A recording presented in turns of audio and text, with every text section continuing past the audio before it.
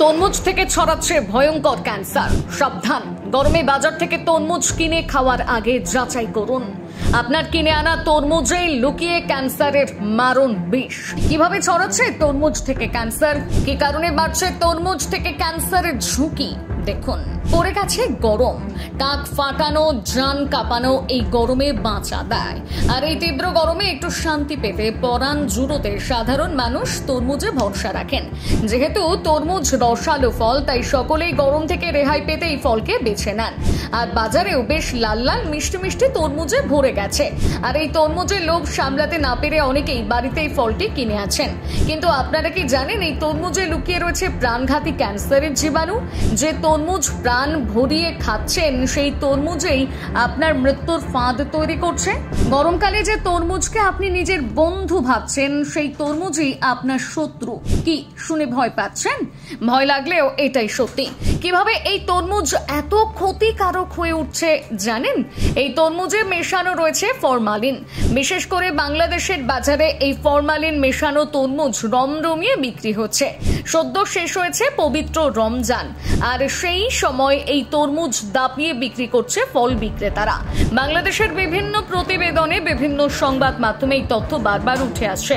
কিন্তু এই ফরমালিন কিভাবে তরমুজকে এত ক্ষতিকর করে তুলেছে সে বিষয়ে জেনে নিন। সবার আগে জেনে নিন এই ফরমালিন আসলে কি। এটি এক প্রকার জৈব রাসায়নিক পদার্থ। মূলত ফর্মালডিহাইড নামক রাসায়নিক পদার্থ জলে মিশে গিয়ে ফরমালিন তৈরি হয়। বর্ণহীন এবং অত্যন্ত দুর্গন্ধযুক্ত গ্যাস এই রাসায়নিক পদার্থ মারাত্মক ক্ষতিকর। ফলমূল, শাকসবজি, মাছ, মাংস তাজা রাখতে ফরমালিন ব্যবহার করা হয়। এই বিষাক্ত কেমিক্যাল ব্যবহার করে দিনের পর দিন, মাসের পর মাস শাকসবজি টাটকা রাখা যায়। আর শাকসবজি টাটকা রাখতে গিয়ে আপনার শরীরে ক্যান্সারের বিষ ছড়িয়ে পড়ছে।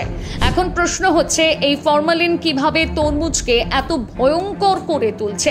আমরা সকলেই লাল লাল অতিরিক্ত মিষ্টিযুক্ত তরমুজ পছন্দ করে থাকি।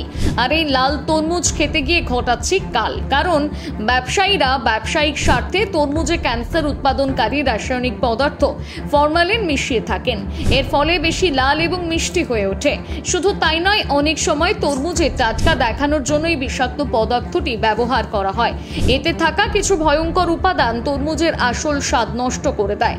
শুধু তাই নয়, এই বিষাক্ত পদার্থটি তরমুজের ওপর কিছু ক্ষতিকর ব্যাকটেরিয়া সৃষ্টি করে। আর এই ব্যাকটেরিয়াগুলো পেটে গিয়ে আপনার শরীরকে ক্ষতিগ্রস্ত করে তুলছে।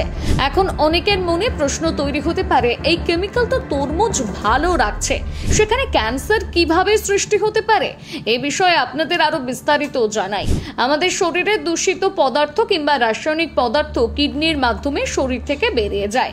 তবে এই ফরমালিন কিন্তু বেরিয়ে যায় না, বরং তরমুজের মাধ্যমে পেটে গিয়ে জায়গা দখল করে রাখে। এরপর দিনের পর দিন এই কেমিক্যাল পেটে জমতে থাকে। এরপর একসময় আঠালো পদার্থের সৃষ্টি করে। আর এই আঠালো পদার্থটি কিডনিকে ক্ষতিকর করে তোলে। এমনকি লিভার থেকে বের হওয়া এনজাইমগুলোকে ধ্বংস করে দেয়। এর ফলে কিডনিতে কিংবা লিভারে ক্যান্সার সৃষ্টি হয়।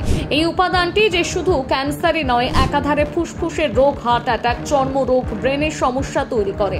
শুধু তাই নয়, মা হওয়ার ধারণ ক্ষমতা নষ্ট করে দেয়। তবে হ্যাঁ, মনে রাখবেন এই ফরমালিন কিন্তু শুধু তরমুজের ব্যবহার হয় তা নয়। আজকাল সকল অসাধু ব্যবসায়ী টাকার লোভে সমস্ত জিনিসেই এই উপাদানটি মিশিয়ে থাকেন।